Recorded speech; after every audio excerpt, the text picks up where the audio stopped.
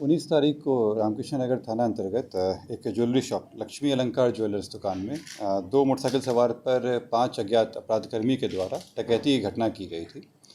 इस घटना करने के तुरंत बाद वहां पर पुलिस थाना की टीम पहुंची, वहाँ 112 की भी टीम पहुंची और अनुसंधान प्रारंभ किया गया।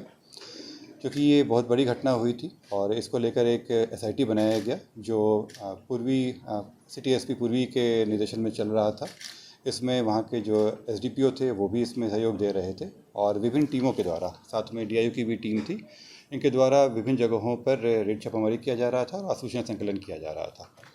इसी क्रम में जब वैज्ञानिक अनुसंधान और सीसीटीवी के अवलोकन से हम लोग को ज्ञात हुआ तो इसमें एक व्यक्ति उदित कुमार की पहचान की गई।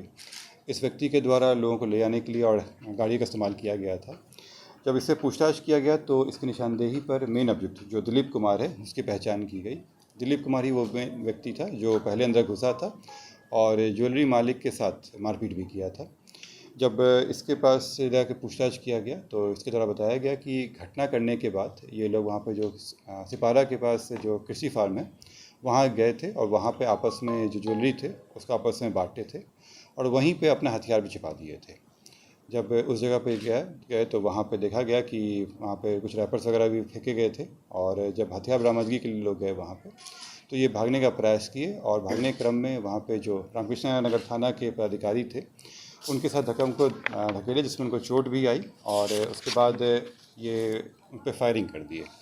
फायरिंग क्रम में जो पुलिस अधिकारी थे हेमंत वो गिरे वहाँ पे और लेकिन उनके द्वारा बहुत ही सूझबूझता से ध्यान देते हुए आत्मरक्षा में कंट्रोल फायरिंग किया गया जो उसके पैर में लगा।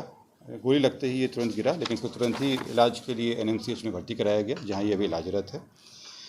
इसके बाद जो इसके टीम में अन्य लोग शामिल थे उनके यहाँ रेड छापेमारी किया गया और इनके रेड छापेमारी करने के बाद जो इस घटना में डकैती में किया गया था उसमें 1 किलो 700 ग्राम का जो चांदी का सामान था ये मालसलामी थाना क्षेत्र से बरामद किया गया। इसमें जो रिसीव किए थे, जो बीच में लाइनर थे, वो सबकी गिरफ्तारी होगी, आइडेंटिफाई हो चुके हैं।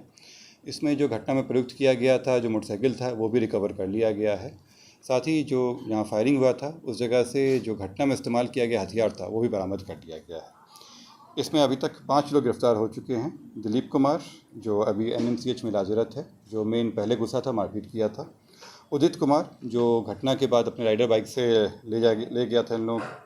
रोहन कुमार हैं जो इस घटना में सहयोगी थे। सुनील कुमार हैं जो इस डकैती के सामान का रिसीवर था और संतोष कुमार जिसके यहाँ से ये चांदी का सामान बरामद हुआ है। इसमें अभी तक 1 किलो 700 ग्राम जो भी चीज़ें लूटी गई थी वहाँ पे वो सारा का सारा बरामद हो गया है। जो ज्वेलरी शॉप के ओनर हैं वो फिर से अपना इन्वेंट्री चेक कर रहे हैं और बताया गया है कि अभी तक इतने ही सामान की लूट हुई थी, ये सारा रिकवर हो चुका है। घटना में जो इस्तेमाल किया गया था वो हथियार बरामद हो गया है। फायरिंग जिससे किया गया था वो हथियार मिल गया है।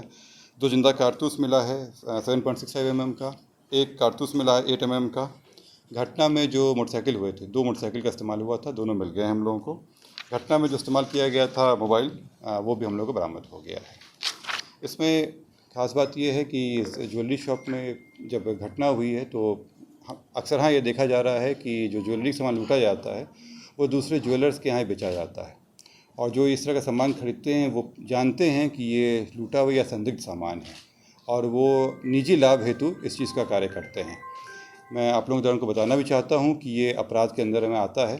चोरी या लूट का सामान खरीदना अपने आप में अपराध है और अगर ज्वेलरी शॉप्स के जो ओनर हैं वो अगर इस तरह के संदिग्ध चीज़ें आती हैं तो उनका दायित्व बनता है कि वो पुलिस को इन्फॉर्म करें। अगर समय रहते इन्फॉर्म कर दिया जाता तो ये और जल्दी इसका उद्भेदन होता, परंतु जिसके पास जो रिसीवर थे वो उनके द्वारा अपने निजी स्वार्थ के लिए इसका इस्तेमाल किया गया है। तो मैं ज्वेलरी शॉप ओनर से भी अपील करता हूँ कि वो इस तरह के चीज़ों में सहयोग ना दें और अगर वो सहयोग ना देंगे तो इस तरह की घटनाएँ नहीं होंगी।